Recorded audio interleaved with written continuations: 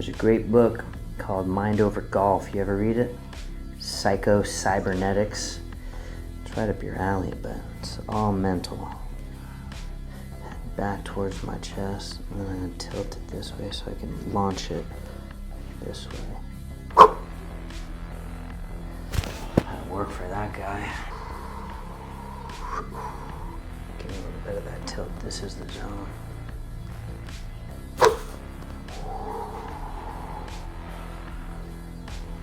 Okay, man.